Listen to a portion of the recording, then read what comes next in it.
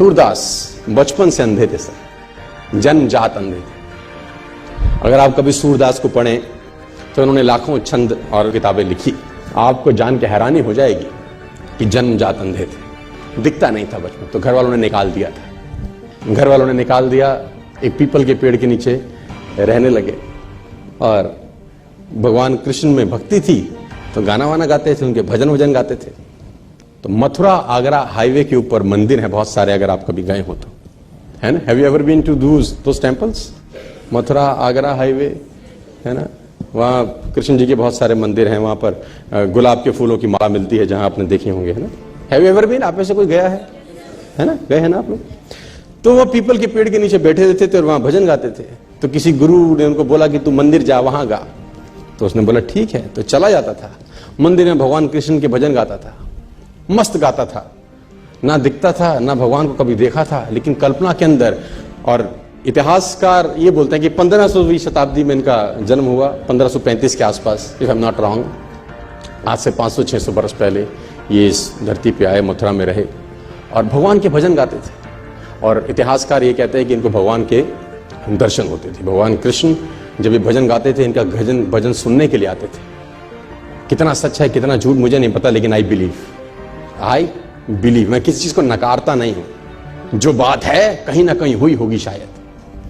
और घटना ऐसी हुई इनके जीवन के अंदर कि जिसमें उथल पथल मचा दी बहुत लोगों के जीवन के अंदर, कि जब ये मंदिर में जाते थे तो मंदिर में इनको नजर नहीं आता था।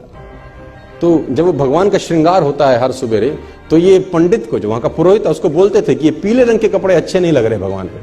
तो pandit was shocked, how it is possible for a blind man to see. उसने बोला ये पीला रंग अच्छा नहीं है।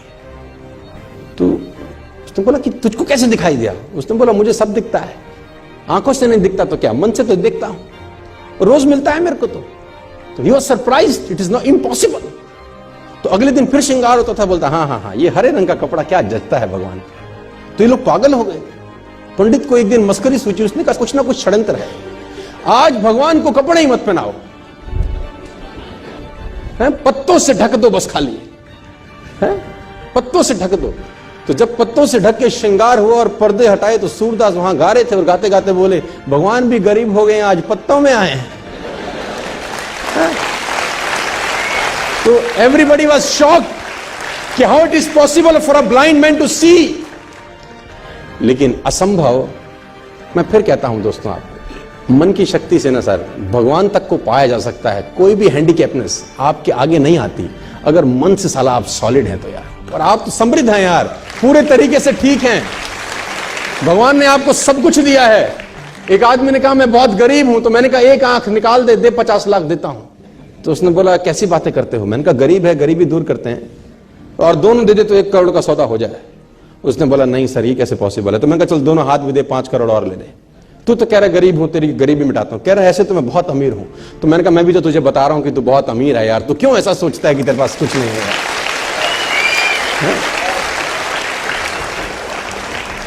और भगवान ने सूरदास को दर्शन किए। आप सूरदास के बारे में पढ़ें, छंद पढ़ें तो आपके रोंगटे खड़े हो जाएंगे।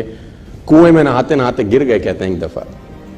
जब कुएं में नहाते हुए गिरे, अंधे थे, नजर नहीं आता था, तो पानी में गिर गए। तो भगवान को हाथ जोड़े कि निकालो प्रभु। तो कहते हैं कि भगवान छोटे से रूप लेके उनको बाहर निकालने आए। और जब बाहर निकाला तो इनके जीवन की अद्भुत घटना है।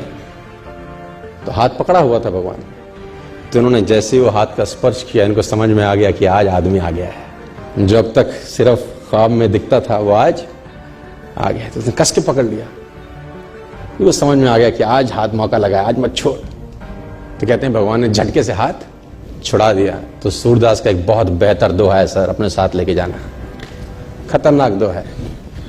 हाथ छुड़ाए जात हो निर्मल जान के मोहे, हृदय से जब जाओ तब सबल जानूंगा तोहे। है ना, हाथ छुड़ा के तो जा सकते हो, है ना, आज मैं कमजोर हूं तो हाथ को झटक सकते हो, लेकिन दिल से निकल जाओ तब मानूंगा कि कुछ हो।